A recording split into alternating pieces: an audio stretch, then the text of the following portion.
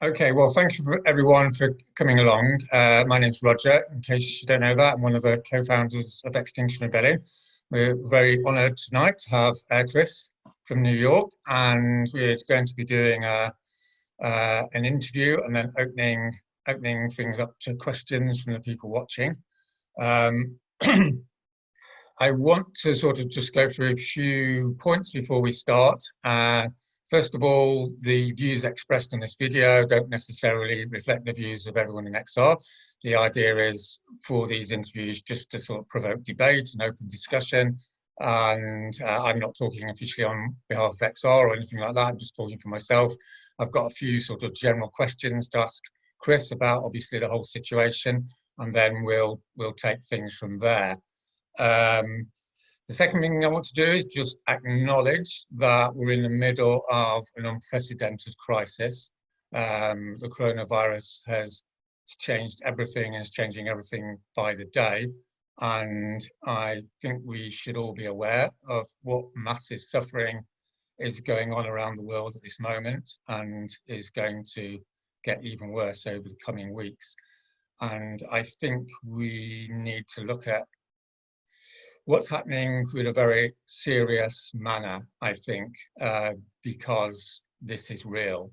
And one of the reasons I feel it's good to have Chris on is because Chris has been making really uncompromising statements about the reality of our situation for a long time. And it seems a good idea to have him on tonight to discuss these matters. I am not going to say in massive detail what Chris has done or not done. Suffice to say, was, as Robin said, journalist with the New York Times, and he's written 14 books on the state of the world.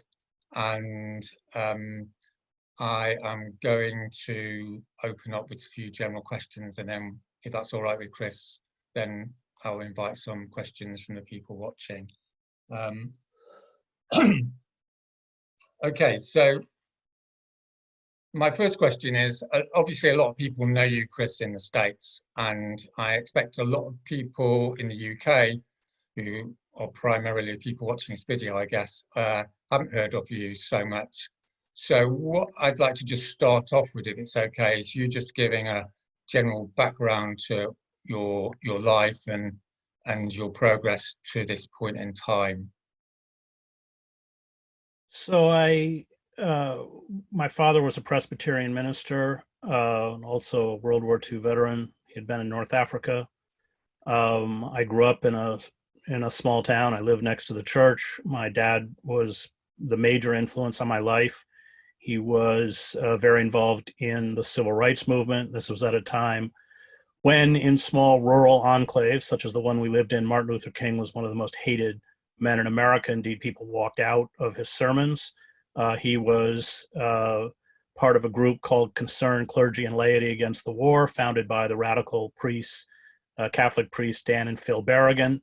Phil Berrigan later became a close friend, baptized my youngest daughter, opposing the Vietnam War. I was a boy in the 60s, but he took me to these events, had a profound impression on me. And finally, he was very outspoken in terms of GBLTQ rights. His youngest brother was gay and lived with his partner in Greenwich Village and had been disowned by most of the family. So the only family my uncle had, Jamie, was us. And my father translated that pain of being a gay man in America in the 1950s and the 1960s into the injustice that the church in particular visited on GBLT community, the cruelty of the church, and he was eventually pushed out because of that. So he set the template for my own life. I went to divinity school at Harvard. Although I was a writer by nature. I wrote since I was a child, published my first piece when I was 12 in a historical journal. It was actually the history of my father's church. Published a piece in the Christian Science Monitor while I was still in college. But I couldn't reconcile the supposed neutrality and objectivity of journalism with my father's commitment to social justice. So I moved into an urban ghetto in Boston, Roxbury, and ran a small church as a seminarian across the street from Mission Main Mission Extension Housing Project, which was at the time one of the it was without question the most dangerous and roughest project in the city. And that's where I often say I learned to hate liberals, people who talk about empowering people they never met. I would travel from the ghetto back to classes in Cambridge at Harvard, and saw through exactly the way that kind of rhetoric was used for self-adulation would be the only way to put it. While in fact the actions carried out by the liberal elites were selfish and self-centered in large part. And I dropped out of divinity school. I went to South America. I studied Spanish in Bolivia with the Maryknoll Fathers, and decided that I would be a journalist in Latin America. This was in the early 1980s, so you had the dictatorship in Argentina, the military junta that had disappeared 30,000 of its own citizens. You had Augusto Pinochet in Chile, Rios Mon in Guatemala, a murderous regime in El Salvador, where I would end up spending 5 years as a reporter. And I felt that it was as close as my generation was going to come to fighting fascism. And this was, of course, rooted in my reverence, which continues to this day, for George Orwell. So that was how I stumbled into journalism. It was informed by that kind of social justice of giving a voice to people who otherwise would not have a voice. It put me in war zones for pretty much 2 decades. I spent 5 years covering the wars in Central America. I spent 7 years in the Middle East. I was in Sarajevo during the war in the former Yugoslavia and then Kosovo. And these were jobs that other reporters at the New York Times didn't want. As in fact, when I went to the executive editor of the New York Times, Joe Lelyveld, and told him that I wanted to go to Sarajevo, his response was, well, I guess the line starts and ends with you. So people say, will often look at my career, because I was 15 years with the New York Times. I was the Middle East bureau chief. I was the Balkan bureau chief for the Times. And I think incorrectly assume that somehow there was a change. In fact, because my role at the institution was to stand as a reporter with those who were dealing with severe repression. I mean, even, of course, horrific violence. When I got to Sarajevo, it was being shelled. There were 2,000 shells a day. 45 foreign journalists had already been killed by the time I got there. A photographer I worked with was wounded 3 days after I got there.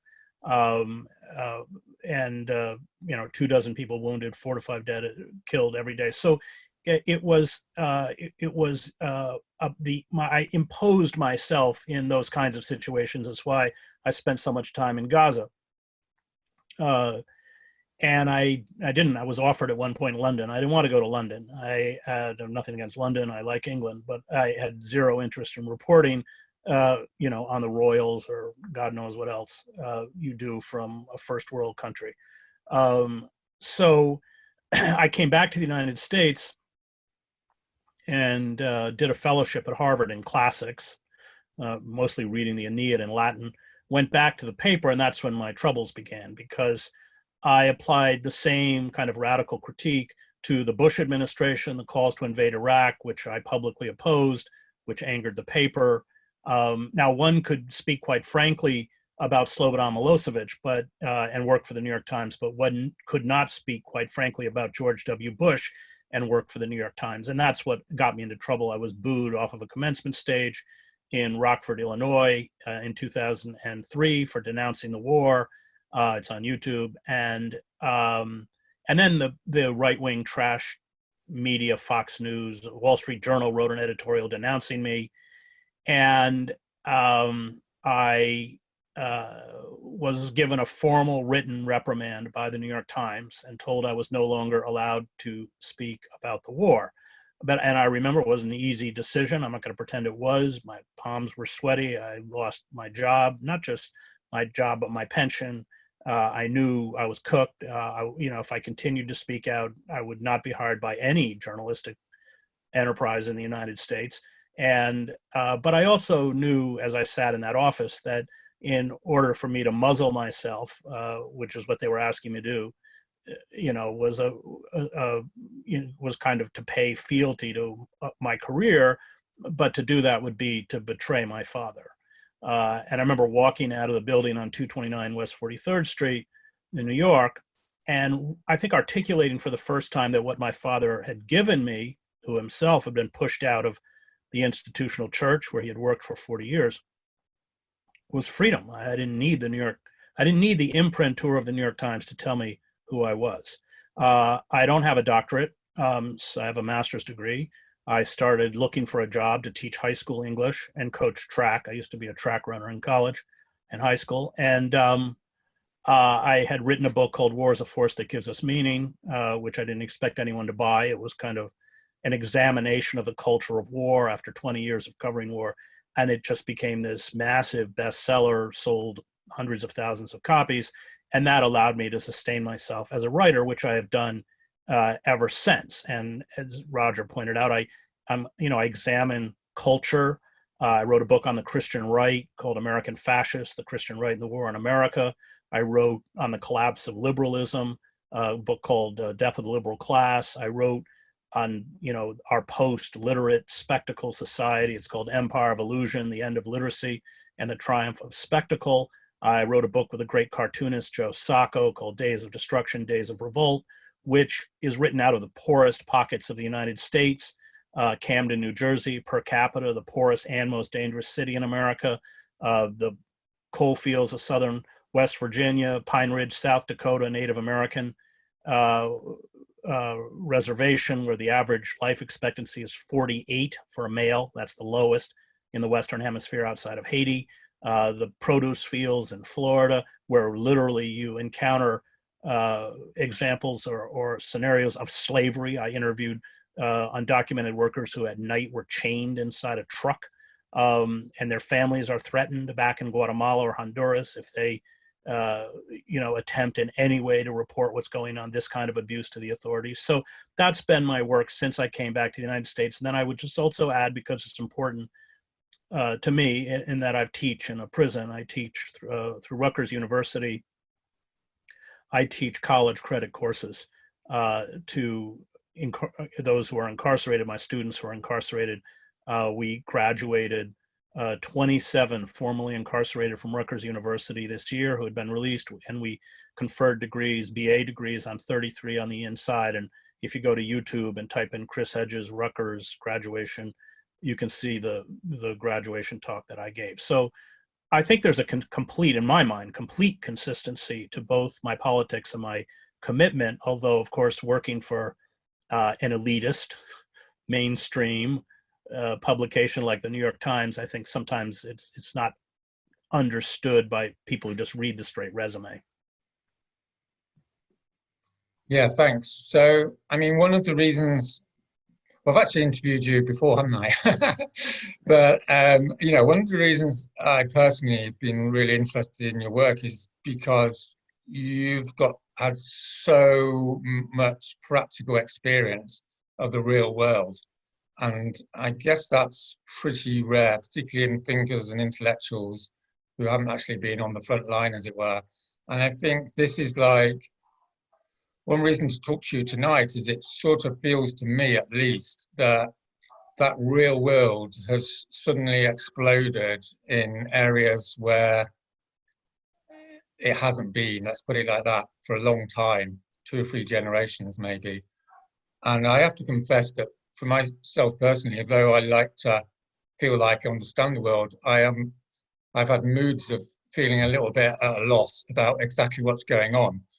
And so what I'm interested in is in the light of your experience, how do you think we should understand the coronavirus crisis, both in your country but also globally? I mean, what are you thinking about it at the moment? It's the first fatal blow against the structures of industrial neoliberal society. These structures have been hollowed out and weakened.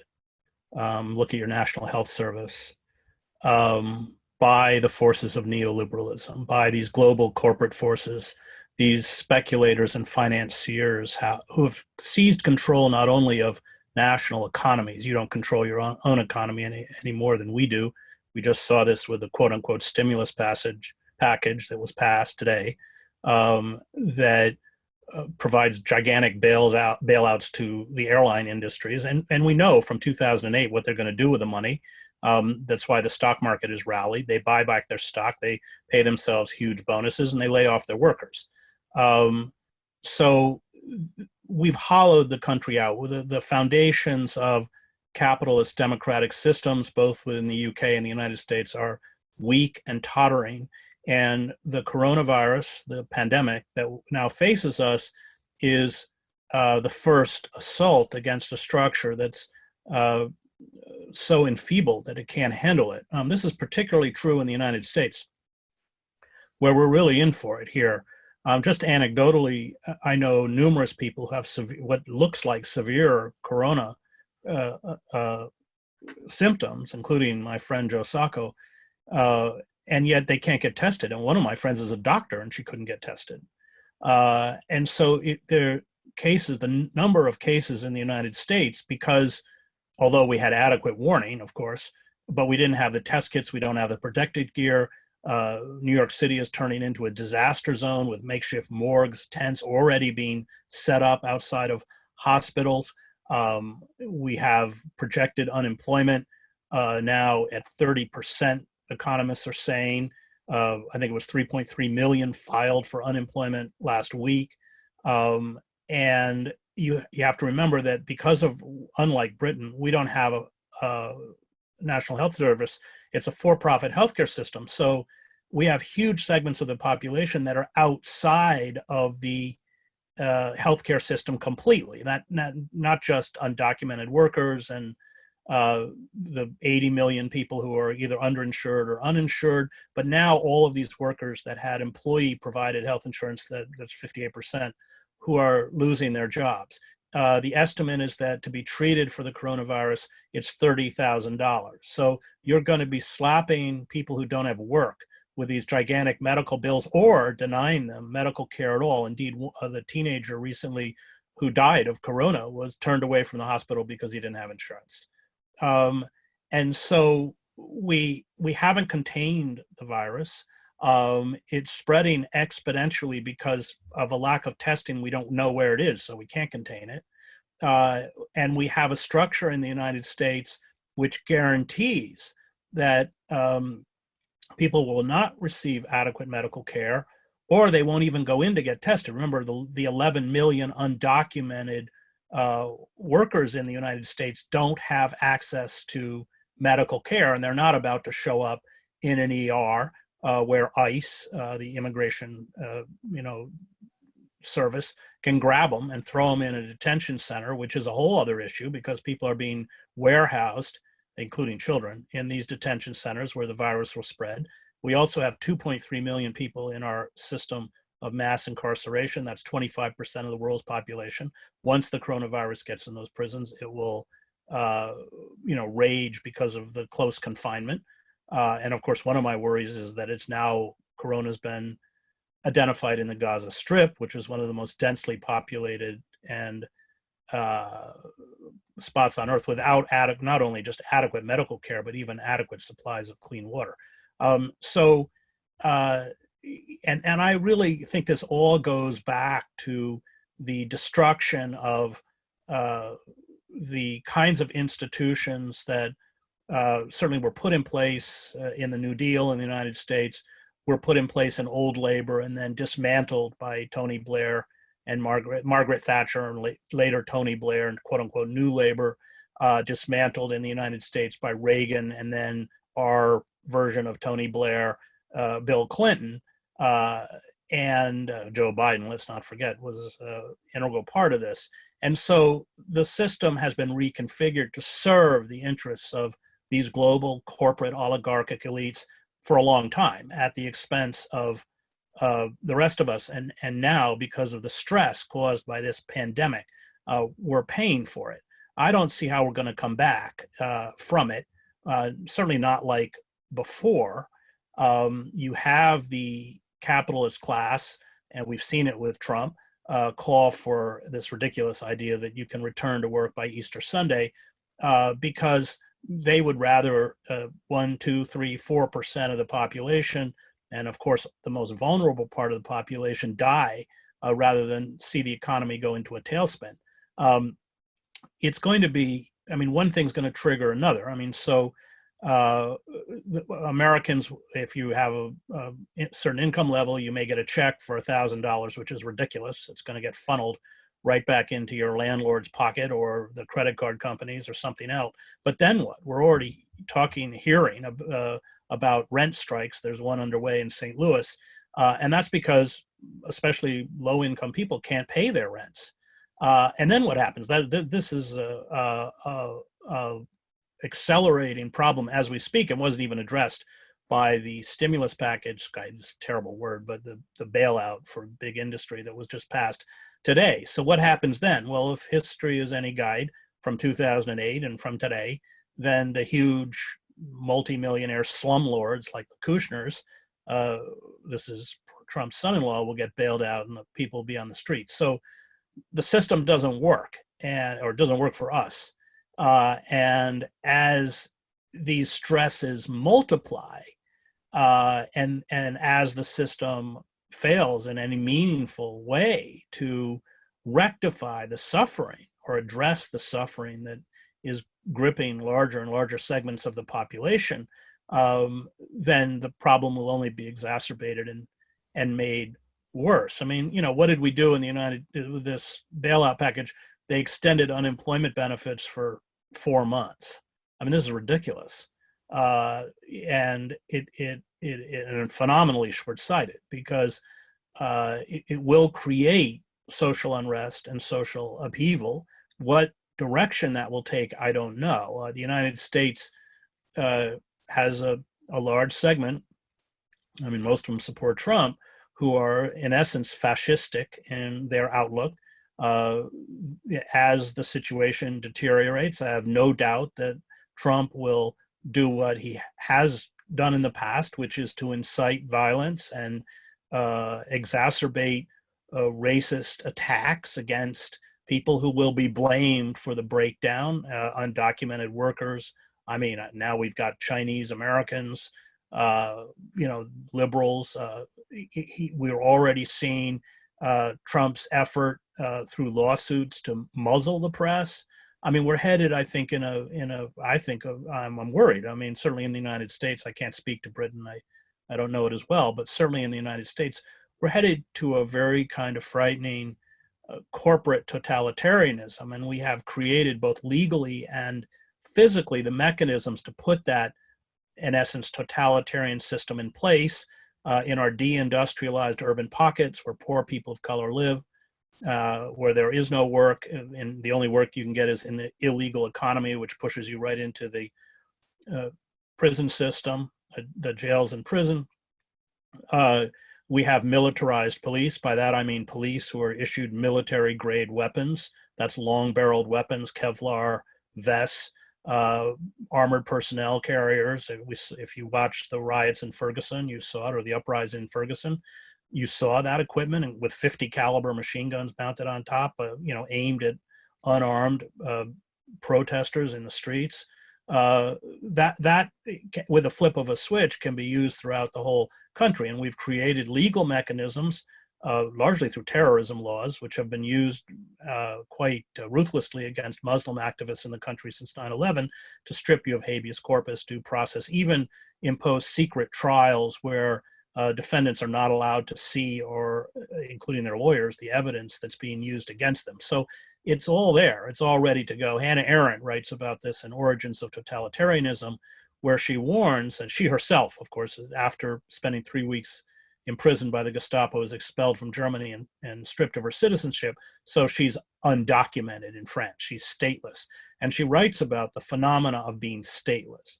And she said, once rights become privileges, once the state has the ability to strip you of your protections as a citizen, then everyone can be stripped of those rights, which of course is what Germany ultimately did. So I think, as Mark Twain said, history doesn't repeat itself, but it rhymes.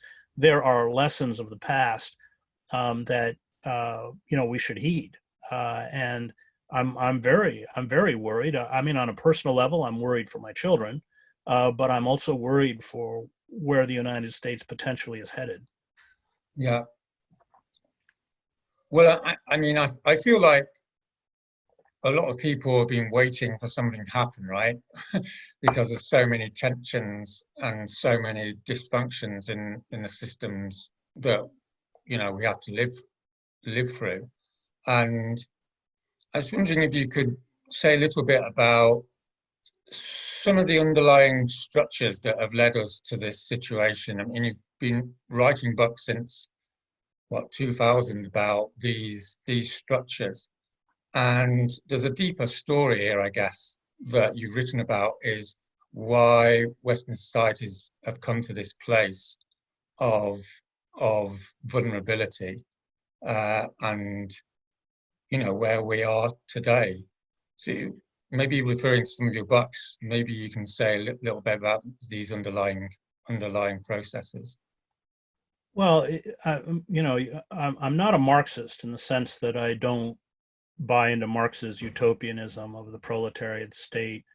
That's Hegelian, but I do think Marx's analysis, with a heavy contribution of Engels, who had the data of capitalism, is correct. That's why the first volume of Marx's 3-volume Capital, and I admit it's a slog, is an important book. And as Marx understood, unfettered or unregulated capitalism, these are his words, is a revolutionary force. And that's because it, by its nature, commodifies everything. The human world becomes a commodity, human beings become commodities, the natural world becomes a commodity that it then exploits until exhaustion or collapse. And that's what, and let's not divorce capitalism from imperialism and white supremacy. I mean, having spent 2 decades in the developing world, I understood very, very well that imperialism was the expression of white supremacy beyond the borders of the empire. The Brits, perfected that notion of the white man's burden and the Raj, and it's its most revealing example or illustration of the inherent racism within the system, because you impose by force, you take control of countries where people of color live, and you exploit cheap labor. That's what capitalism is doing now, corporate capitalism, and you plunder the resources. I remember interviewing once the president of the Congo, not the Belgian Congo, but there's 2 Congos, but not Zaire, but the Congo. And the French oil company was in there taking all of the oil, and even the president of the country had no idea how much they were taking. Indeed, the state French oil company had its own private army, that French mercenaries that control the oil fields within his country. And so capitalism by nature, when it's unfettered and unregulated and uncontrolled, will go in and exploit natural resources and human beings until collapse. And that was the fundamental reason that Joe Sacco and I went out and did our book, Days of Destruction, Days of Revolt. We went to the places where capitalism destroyed first. Take the coal fields of southern West Virginia. When we got the coal field, and I encourage everyone who comes to the States to see it, because that's what's going to do to the rest of us, which was the idea of the book. So it's just a toxic wasteland, billion-gallon impoundment ponds filled with heavy metals and carcinogens. You can't breathe the air. Every couple hours, we were in a 4-wheel vehicle. I'd have to get out with paper towels because all of my windows were black from the soot in the air, from the coal dust, from open pit mining, from these drag lines, mountaintop removal, of course. You go into the elementary schools, and in the nurse's office, there were rows of little inhalers because all the kids can't breathe. The water, I mean, in some of these hollows, you could turn on the faucet and light the water on fire. Cancer was an epidemic. They owned the judges, they owned the press. I'm talking about the coal companies. They owned all of the governor, they owned all of the state legislators. And we wrote the book to say, they were first, but we're next. And what's happened with imperial capitalist expansion is that they don't have any place left to go. They would go into a certain area and destroy it, and then move on to somewhere else. One civilization would exhaust resources, collapse, and move, and then the Spanish would do its conquest, and we are one of the few countries that carried out, in essence, imperial expansion internally before in 1898 we turned on Spain.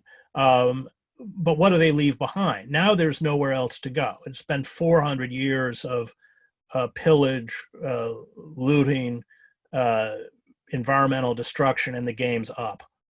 So this time, but I hesitate to use the word civilization, but when industrial power goes down, the whole planet's going to go with us. And we've reached, I think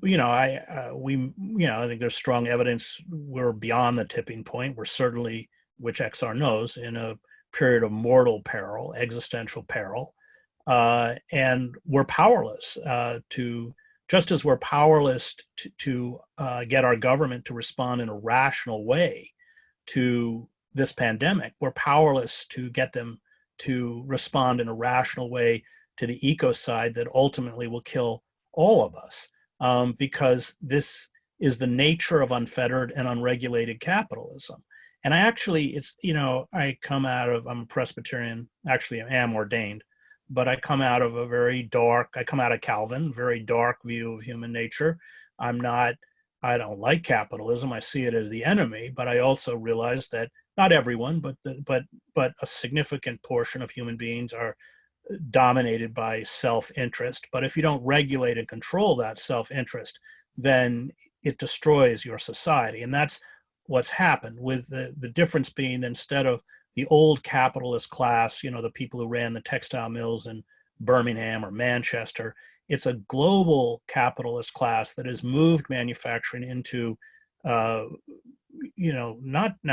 use this to be, overly dramatic, but into slave camps in China. I mean, certainly the Uyghurs are slaves, or appalling sweatshops of wage theft and terrible conditions. And when workers don't meet quotas, they're not paid, and they climb on the tops of these overcrowded dormitories and jump off and commit suicide. And so we've kind of rolled backwards. 70% of the U.S. economy is based on consumption, most of which, of course, we don't need.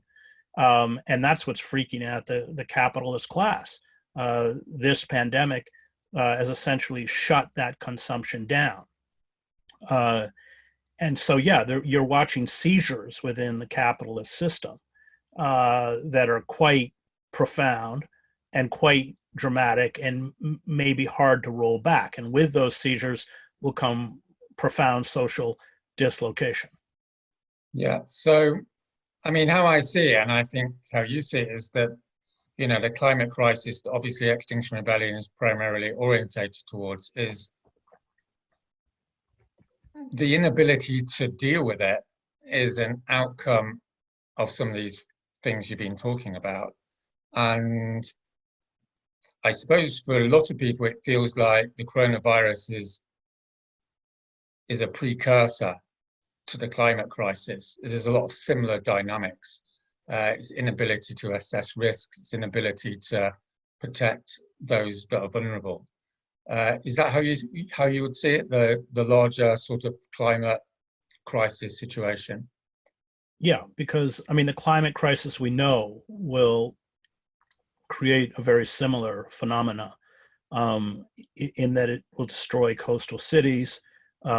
We know that it already is, because of rising temperatures, increasing pandemics and the destruction of crops through droughts and wildfires, look at Australia, and through pests that are no longer in colder months controlled.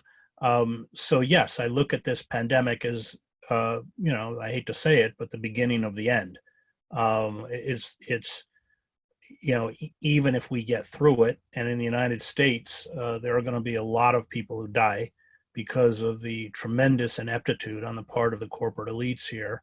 I mean, the idea that we don't have even stockpiled masks because we don't make anything anymore except weapons, that we don't have ventilators, that we don't even have enough hospital beds. We're using military hospital ships to go to Los Angeles and New York. I mean, I think this exposes the internal rot that has been going on for a few decades, and the inability on the part of this rapacious corporate oligarchic elite, which has consolidated both wealth and power into their own hands.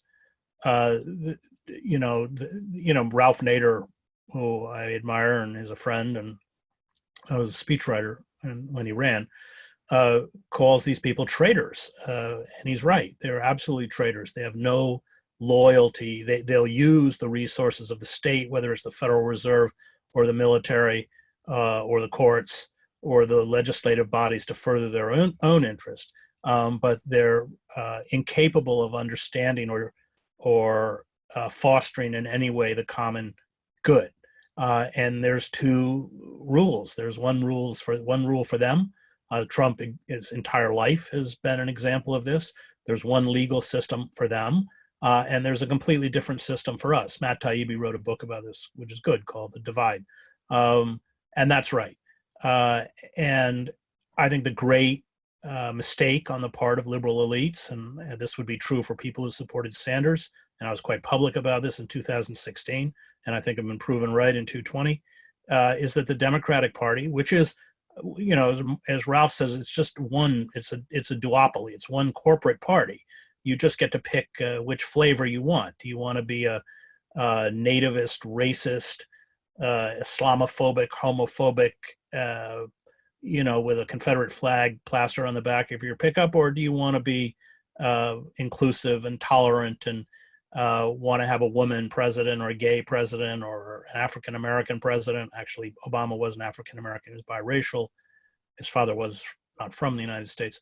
But as Cornel West said about Obama, he was just a black mascot for Wall Street. It's an advertising gimmick.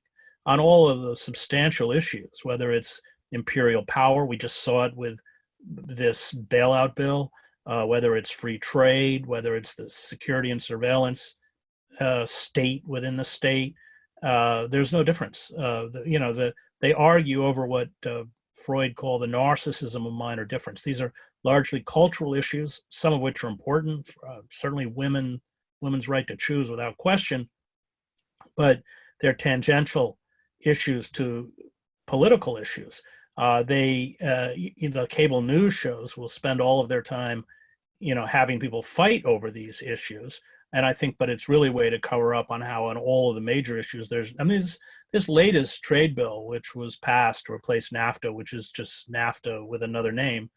I think there were 50 people in the Congress that voted against it. It was almost complete unanimity by both parties. And so Schumer and Pelosi are figures of the corporate state. Their power comes from funneling Wall Street money to the anointed Democratic candidates. I was with Bernie Sanders in 2016 at the climate march with Shama Sawant, the socialist city councilwoman from Seattle, and she was pressing him about running as an independent, arguing correctly that the Democratic Party was never going to give him the nomination, and that we were never going to build a sustainable political movement, or he calls it a political revolutionary movement in an election cycle. And I think 2020 has just proved his naivete. Bernie's answer was, I don't want to end up like Nader, which means I don't want to end up a pariah. I don't want the Democratic Party to mount a campaign so I lose my Senate seat. I don't want to lose my seniority within the Democratic caucus, which he has. I'm going to be a loyal lieutenant to Schumer for 4 years and they're going to give me a chance. And he was wrong. And I think XR, one of the reasons I like XR is it gets it. The system is not going to respond to us. The only hope is to pit power against power. And that means to create centrifugal forces of power outside of the system. Yeah, well, this seems to me like one of the main things that like separates you from other commentators, because I think a lot of commentators, have a fairly standard analysis which sort of reflects what you've said, that the system is basically broken. But it seems to me like they don't want to cross the Rubicon to actually say that rebellion is both necessary and justified. And I think that's something that maybe more people are going to start thinking about as a result of what's going to happen over the next few months. And I think like the question for me is, okay, so, Bernie Sanders' campaign isn't the political revolution he claims it to be. Then what does the political revolution in 2020 look like? What are the main structures and features and organization or, features that point the way? Because the fact of the matter is no one really has got a lot of experience of it in the Western world, right? It's not like we've been doing this for a long time. It's been 30 years of people trying to do gradualist and reformist sort of measures, often with really good intentions, of course, but it hasn't actually brought us anywhere, as we're finding out at the moment. So what's your vision? How do you see that political revolution? Everything within our power to obstruct and destroy the mechanisms of corporate power and their ability to garner profit. That's why I was at Standing Rock. I was, in France with the Yellow Vests. I was with XR in New York when we shut down the street in front of the New York Stock Exchange. That's it. That's our only hope. And I don't share the culture's kind of mania for hope. I think hope is, or the selling of false hope is disempowering. I think the first thing we have to do is face the bleakness before us and even accept that we may not succeed, but that we have a moral imperative, especially for those of us who have children, because they're going to inherit what's left of this world, to get out and fight in every way possible to make that world sustainable for them. So I don't know if I'm going to succeed. I'm 63 years old. But I at least want my kids to look back and say that I tried. And that's going to be uncomfortable. I don't like going to jail. I've been to jail, not for a long period of time, but I've been to jail, as you have. That's kind of more time than I care to donate to the U.S. government. But I'll do it. And even if we fail, we create a community. We nurture life within what I would call a culture of death. And I guess in that sense, I fall back on somebody who comes out of a faith tradition, and I'm not in any way trumpeting one faith over another. I spent 20 years overseas. I saw how people out of all faiths and all tradition rose up on behalf of the oppressor to fight for the oppressed. And those are the people who I have kinship with and who I admire, whether they're Muslim or Hindu, or it makes no difference. But I do think that the fact that I come out of a religious tradition is not accidental, because as Daniel Berrigan, the great radical priest, said, when I asked him to define faith once, he said, faith is the belief that the good draws to it the good, even if all empirical evidence says otherwise. I think that there is empirical evidence that the good draws to it the good. It's why, like XR, I'm rooted in nonviolence. But then we have to let it go. I mean, there's no surety, there's no certainty. And certainly that within our lifetime, within my lifetime, everything that I fought for has gotten worse. but that I don't think invalidates what I've done. And I think that's where being rooted in a faith tradition, I mean, certainly our two greatest prophets in the United States, Malcolm X and Martin Luther King, came out of, deep religious traditions and beliefs. There's a wonderful moment, people forget, there's a great biography of King by Garrow called Bearing the Cross. People forget that King, like Malcolm, at the end of his life was a very lonely figure. I mean, most people had walked out. The young black activists had gone off to the Black Power movement. He was booed when he went to Watts after the riots. And the FBI, after he denounced the Vietnam War in 1967, a year to the day from when he was assassinated, withdrew his protection, his physical protection. And both King and Hoover and Johnson, President Johnson, knew what that meant. King knew he would die in the same way that Malcolm knew he would die. And there was a moment where King was with his staff under tremendous pressure, and he just got up and he said, I take nonviolence to be my lawfully wedded wife, and sickness and his health.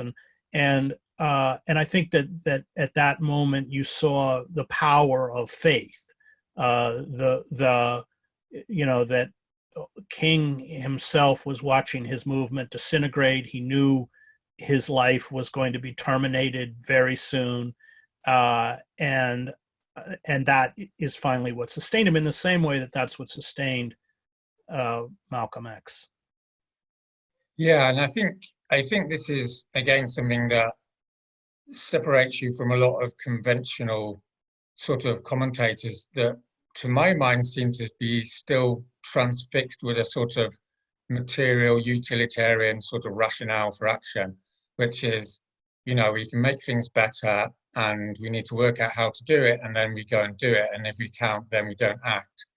And I mean, my reading and the tradition I come from is very much, my parents were Christians as well, and what have you, and the tradition that I feel like I come from is there's a good way to live your life, and that's all you can do. You can't expect anything more. This life doesn't owe you anything, And I think what's sad, I guess, is that we've lost, because we've had things so good for so many people, I guess, in the West anyway, we've sort of lost hold of what that actually means. And I'm just wondering whether, the first time I saw your videos, I was quite shocked, because I felt like you were talking directly to me, because you were referring back to some traditions that really don't get referred to. And I feel personally like we need to reconnect with some of those historical philosophies or ways of life or ways of resistance. And I was wondering, maybe to just finish off, you can talk a little bit about what you think those main philosophies or ways of being are, that younger people today can learn from. Well, you're right. As soon as, I would say both for revolutionaries and for the religious, the practical is irrelevant. Hannah Arendt said, don't trust people who say this shouldn't be done or this oughtn't to be done. Only trust those people who say I can't. So I just lost my job at Truthdig, where I have had a column for 15 years every Monday, because the staff went on strike over the attempts of the wealthy heiress who funds the site to fire the editor, Bob Sheeran, because of a series of labor abuses, including the attempt to give employees contracts where they sign away all their labor and civil rights under California national law. Now, that wasn't practical. I mean, the irony is that she didn't pay me. I had actually raised through grant money my own salary for the site. And the site has been shut down and all of us are unemployed. But there wasn't any question as soon as she started. It would have been, easy, I suppose, to try and have some kind of accommodation.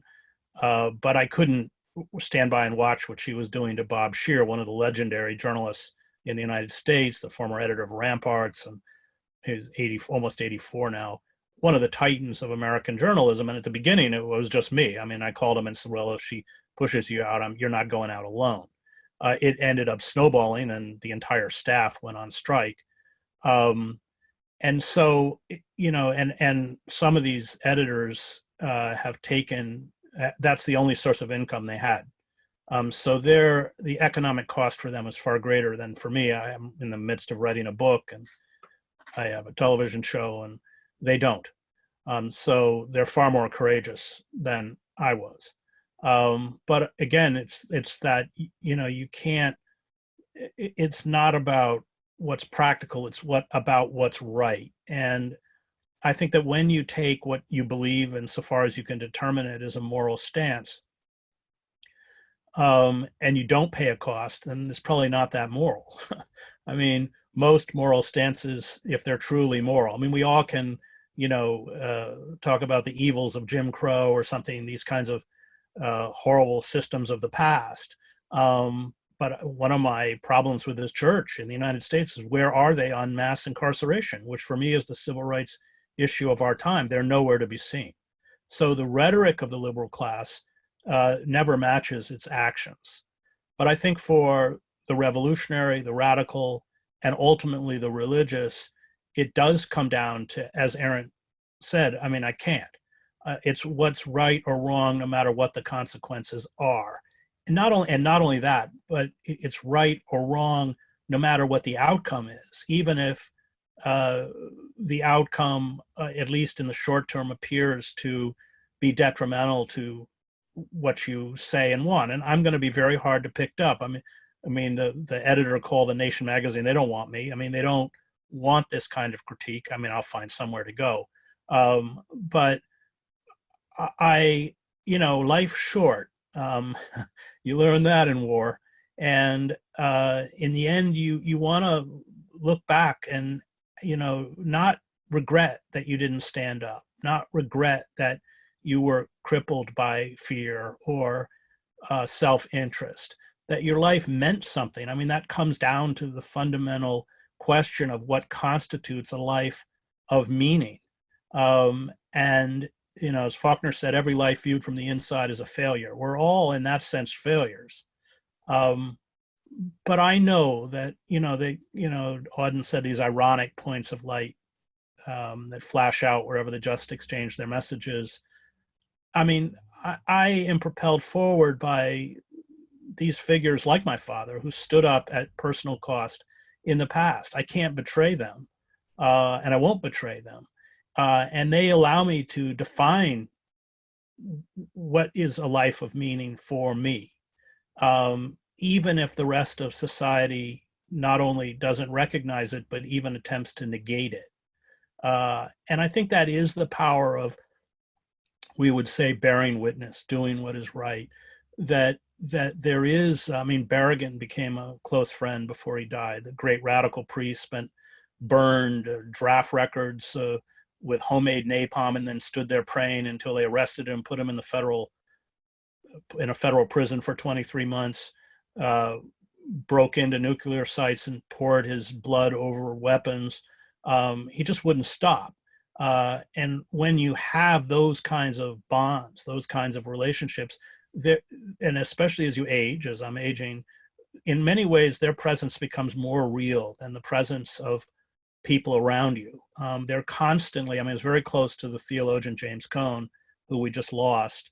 America, hands down, America's greatest theologian. His book, The Cross and the Lynching Tree, is stunning, where he condemns the white church and white theologians for never denouncing lynching, which they never did. No theologian ever mentioned it. And he talks about lynching as a modern form of crucifixion, because remember, they lynched children. And he said, there it was, the crucifixion right in front of them, and the church couldn't see it. And he talks about that commitment to the crucified of the earth. And that's our role, that we are to stand with the crucified of the earth, and that when you truly stand with the oppressed, ultimately you will be treated like the oppressed. And of course, that is the greatest validation of a life. Yeah, thanks. Yeah, I'm glad we touched on what it really means for each of us as individuals. And I think that's really what it comes down to at the end of the day. I mean, I'm sure there's lots of people watching this call, and it's easy to have the right analysis. It's not so easy to look into your own self and decide what it means to be who you are, right? That's the difficult bit. And something we all struggle with every day, of course. But yeah, I really want to thank you for your comments about these things. And I think Robin's going to organise a few questions from people. Is that right, Robin? I think So Karis has we've got about 20 minutes or so. Yeah, if people have got questions, feel free to chuck them in the Q&A. Karis is going to help with asking them to you guys. Yeah, hiya. So I think we'll start with a question from Marco. He says, do you think that at this time and place, it's more important to want to win or to want to be right? Most revolutionaries throughout history don't win.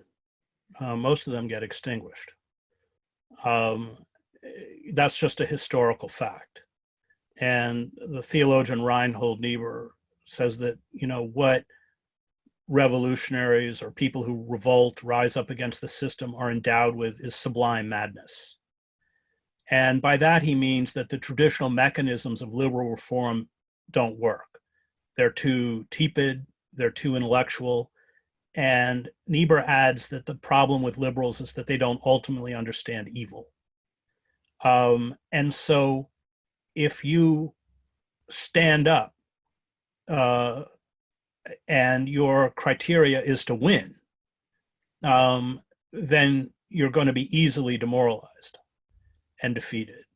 But if you stand up because it's right, that of course doesn't mean you won't win, but it means that you're in it for the long term, that you're not wedded to the emotional highs and lows that characterize a consumer society.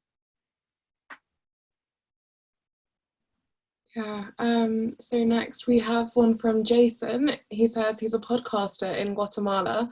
He was asking, how can independent media in Latin America or anywhere be most effective during this crisis? Well, I would say that most of the examples of effective nonviolent civil disobedience come from the global South, not from the industrialized North. So I would say that he probably has a lot more to teach me than I have to teach him. I like that answer.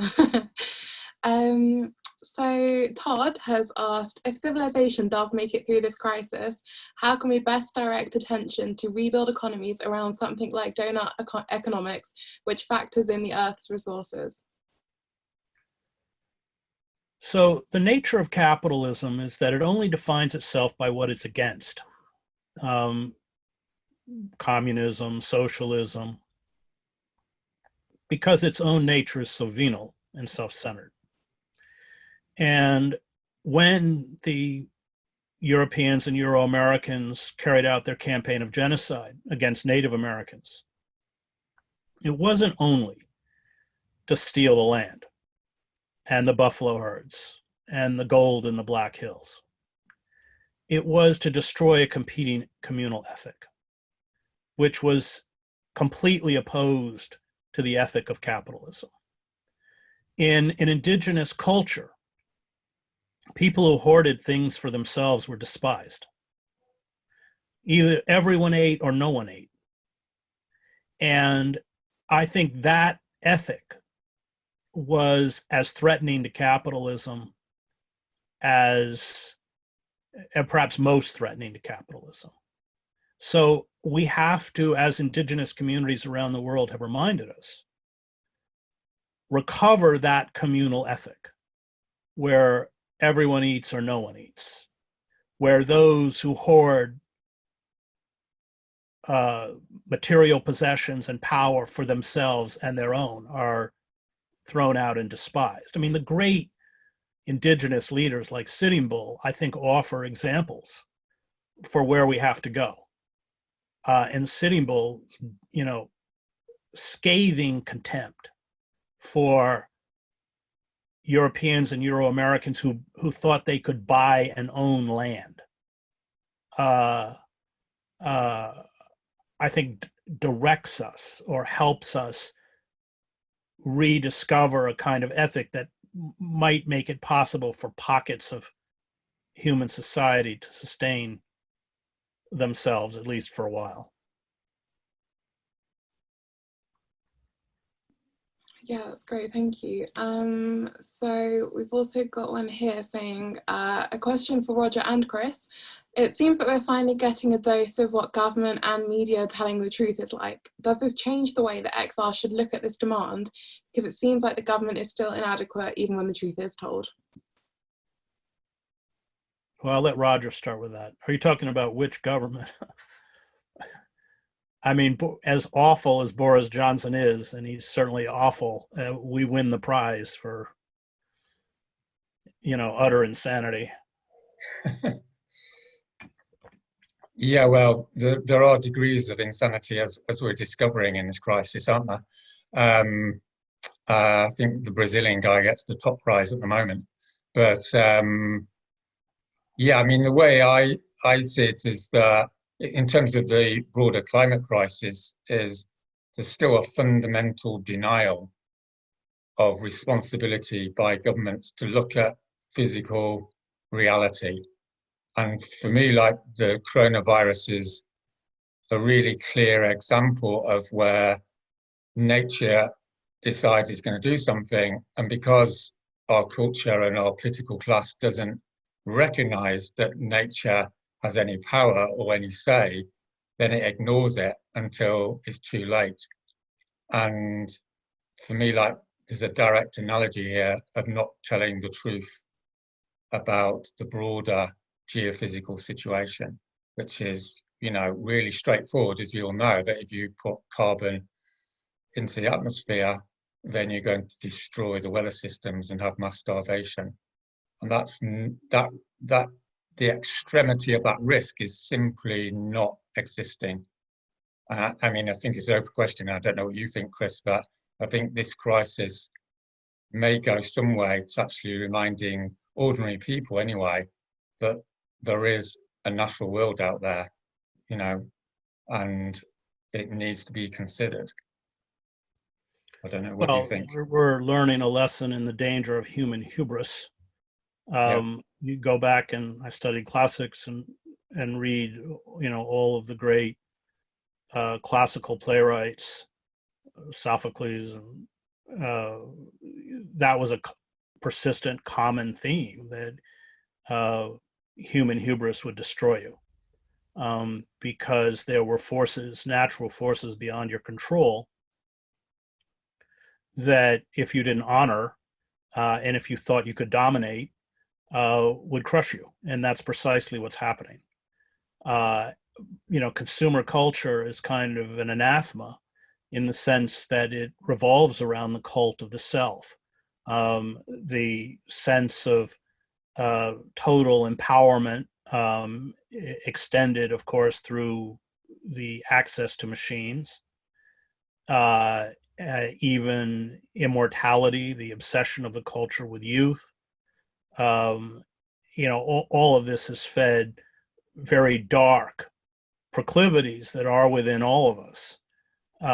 And those who provide a dose of wisdom, whether artists or writers, or have been so pushed to the margins because their voices don't fit with this mantra of positive thinking, positive thoughts, as if somehow positive thoughts, are what we desire and what we want, and how we view ourselves, is never affected by reality. So, I hope you're right, Roger. The only thing I would say from my many years of watching and reporting from disintegrating societies is that oftentimes people have very short memories if they can get back into the particular, however unhealthy, milieu that they were in. Thank you for that one. So I'm going to just merge a couple here. So we've got one asking how you, Chris, feel about filling up jails with road blockers, and therefore, do you think civil disobedience helps in this crisis or any crisis? And if not, can we talk about some solutions? So the point is to get so many road blockers that there's no room in the jails. I was after Occupy Wall Street, they shut down Zuccotti. We had a series of demonstrations where we took over streets without city permits. One of them had 10,000 people. What could the police do with 10,000 people? What were they going to do? You know, arrest 1,000? I mean, they couldn't even fit 1,000 in the city jails. So the idea is to get the numbers or get waves of numbers that in essence, overload the system so it doesn't function. Once you get 1 million, I mean, I covered the revolutions in Eastern Europe. We had 500,000 people in Alexanderplatz in East Germany, in East Berlin, or the same number in Prague during the Velvet Revolution. What are the police going to do? Well, they joined them, is what happened. Yeah, that's great perspective. So we've got one here saying it's specifically about your book, but I think the person who asked it wants to hear Roger's perspective as well. Saying, in Wages of Rebellion, you paraphrase Sartre, I do not fight fascists because I will win, I fight fascists because they are fascists. I know you've looked at fascism through a religious lens in another book. Beyond just that religious scope, however, how widespread is fascism in the world? And are we past the tipping point of what you and Wolin foresaw as inverted totalitarianism for full-on global fascism? So, yeah, I love that quote. I use it so much I've had to stop using it because I could see, like, I'd get in front of an audience, they kind of mouth it along with me, although I do think it's great, and I did steal it from Sartre, who was talking to a friend of his. He was trying to talk him out of going back to fight in the Spanish Civil War that last year when it was clear that the fascist forces were going to win. And his friend said, I don't fight fascists in French. And I don't fight fascists because they're fascists. I don't fight fascists because I'm going to win. I fight fascists because they are fascists. So, I mean, that gets to the point we spoke about earlier about just standing up and fighting evil because it's evil. In my book, American Fascists, the Christian Right and the War in America, at the end of the book, I was very, very, I didn't use the word fascist lightly in the title. And I went to the two great scholars of fascism. That would be Fritz Stern, who fled Nazi Germany as a teenager. He wrote The Politics of Cultural Despair. And then I went to that Robert Paxton, who wrote Anatomy of Fascism, teaches at Columbia, and I had spent 2 years with the Christian Right, which I think is a heretical fascist force, and of course that's why they're now filling the ideological void of Trump, Pompeo, Betsy DeVos, Barr, Carson. All these people come out of the hard Christian Right. And they couldn't. I mean, so I didn't use the word lightly. But I remember Stern saying that, you know, in Germany, there was a yearning for fascism before the word fascism was invented. I think you certainly see that in the United States. You see it in Britain. Nigel Farage, these kinds of figures, even Boris Johnson to an extent, they're flirting and empowering fascistic forces. We're more advanced in the United States because the Christian Right has had years of building infrastructure, media platforms, Liberty University, Patrick Henry University. They are stacking the federal courts courtesy of the Trump administration. Betsy DeVos is busy funneling federal dollars into quote unquote Christian schools as a way, these are her words, to advance the kingdom. Her brother, Eric Prince, the founder of Blackwater, there was just a story in the New York Times the other day about how he has been used to infiltrate groups, including teachers' unions. I mean, he's kind of the equivalent of the brown shirts. So British society is different. And I once heard Eduardo Galeano, who I admire immensely, at a talk, start talking about American society. He just didn't quite get it because he wasn't here. So I'm not going to try and do an assessment of your society. You can all do it better than I can. But certainly within American society, those forces are real. on the last point, inverted totalitarianism, this is our most important political philosopher, Sheldon Wolin, wrote a book called Democracy Incorporated. He creates this term inverted totalitarianism, by which he means it's not classical totalitarianism. It doesn't find its expression through a demagogue or a charismatic leader, but through the anonymity of the corporate state. So like the late Roman Empire, you have the facade of the American system, electoral politics, the Constitution, which has been rendered by judicial fiat null and void. We don't have the right to privacy or anything else. So you have the facade, but internally, corporations control all of the levers of power. That's what he means by inverted totalitarianism. And he says that is different from classical forms of totalitarianism because it is about the primacy of profit. So both under Stalinism or under Nazism, profit was not the primary incentive. I mean, at the end of the war, they were dedicating tremendous amounts of railroad stock, even though they needed it to transfer weapons to fight the Soviet forces that were overrunning Eastern Europe. They filled it with, Jewish families to send them off to Auschwitz or Sobibor or somewhere. In inverted totalitarianism, profit always takes precedent over human life, which gets me right back to the healthcare system in the United States, where we are now in the middle of a pandemic watching the primacy of profit over human life. Yeah, I was just going to add that, this comment you have about fascism, it's not just a piece of rhetoric, as it were, or an assertion. When I was doing my research on civil disobedience at King's College, I was talking to another researcher who researched the working class miners who went to fight against fascism in the Spanish Civil War, and the main result of his research was, again, that people didn't go to Spain in order to beat fascism. They went to Spain because it had to be done. That was the phrase. Something had to be done, and they had to do something about it. And I think, for me, this is the central theme of what actually we have to do, which is to do things because they have to be done. If you go down to London and sit in the road, obviously you want to get negotiations with the government and get change on climate change and what have you. But the fundamental reason why you're sitting in the road is because it has to be done. Simple as that, and paradoxically, my research and experience shows that the more people who don't care about whether they win or not, the more likely you are to win because you're not so vulnerable to the outcome. I mean, it's one of those weird headfuck sort of things, because you just go around in circles. But it's certainly true, and it's true in my experience of doing, various sorts of social movement work for several decades, is the people that are sustainable are doing it because it's something they have to do, because it's the right thing to do. And that's what sustains you over the long term, as you've said, Chris. So, it's a major lesson, I guess. I would also add that it gives you power, because people know you can't be bought off.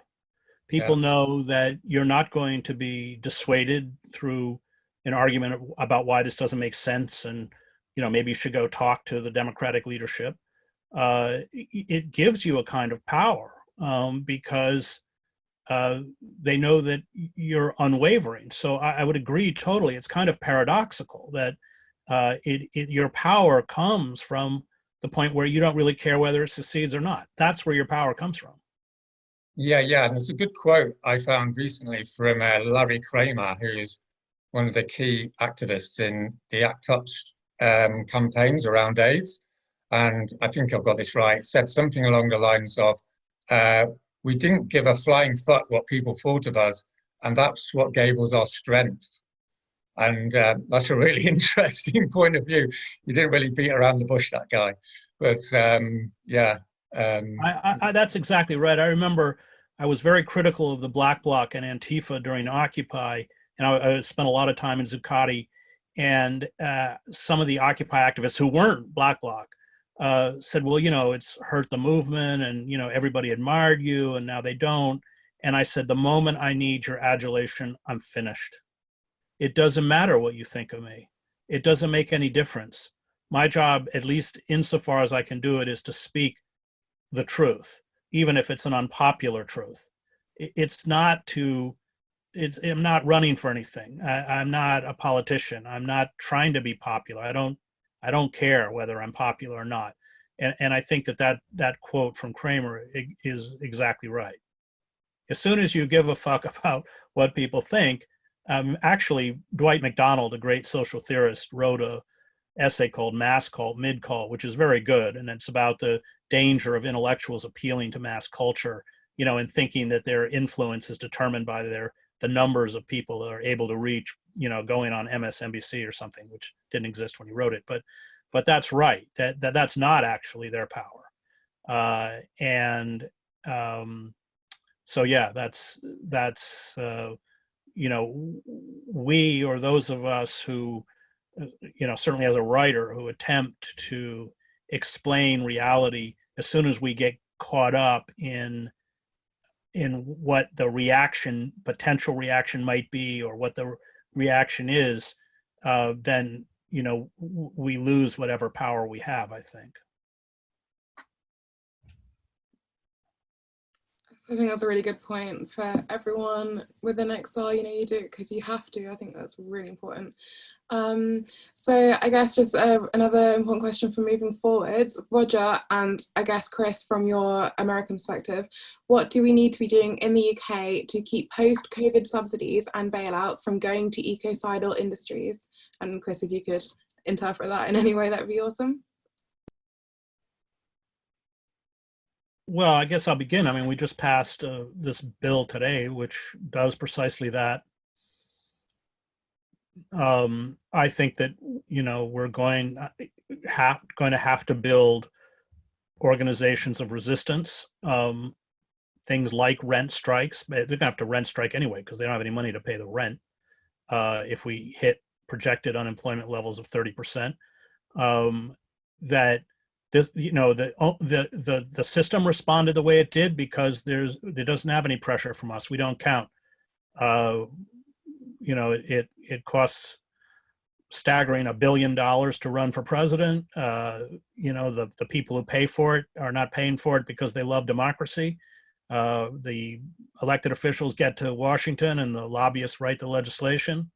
It's kind of a system of legalized bribery. We just don't have any influence because we don't have that kind of money.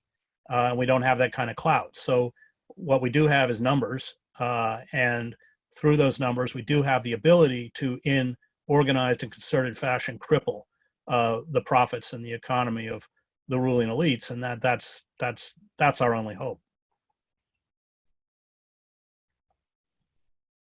Yeah, well, from my perspective, I'm looking mainly at what's going to happen when we come out of this, and I think a lot of people are. And I think, for me personally, Extinction Rebellion needs to be extremely clear in telling the truth about there's no going back to what we had before, because we know what that leads to, and we knew what it's going to lead to in the future if we allow the climate change situation to continue. So, I mean, again, looking at what we've just been talking about, we need to engage in mass civil disobedience because that's what needs to be done. It's as simple as that. And whether we succeed or not, who knows? But there's good reason to believe there's going to be a lot of people open to the arguments because they'll have lived through an example of what it means to ignore nature.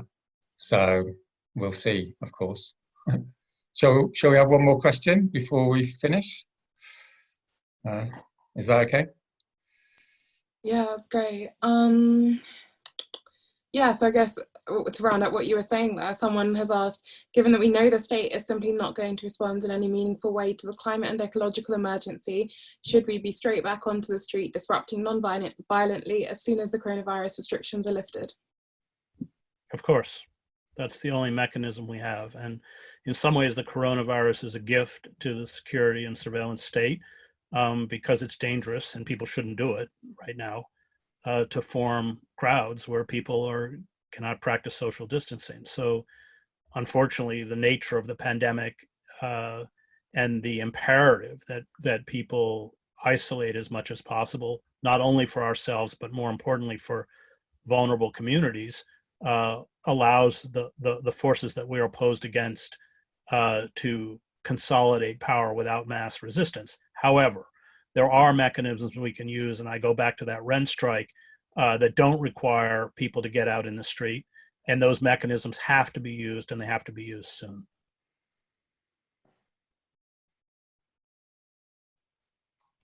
Okay. Shall we leave it there, Karis? Is that okay? Yeah, thanks for doing it, Roger. Yeah, well, I just want to thank everyone for coming to this interview and this session. And obviously to Chris for taking the time to talk to us all. And Robin and Karis for doing all the technical bits and pieces. That's great. Thank you so much. And we're hoping, we're not, to do a few more of these with other people. Do you want to say a little bit about that, Robin? Yeah, sure. So I'm just gonna show a little bit about what we're doing upcoming. So this is part of a new series that we're working on, looking at this idea of being alone together, right? We're all in our self-isolation right now, but we've got a lot of content coming out of XRTV at the moment, where we want to support people. You know, this is a real time, I think, for emotional connection, and we've got a full program coming up over the next week with different events and talks like this coming up, but also chances to connect with each other, people's assemblies online, a chance to hear what everyone thinks about this COVID-19 crisis that we're in, and a chance to talk about, act on it, as well as, you know, fun activities like Disobedience. If you want to have a dance break online, get involved.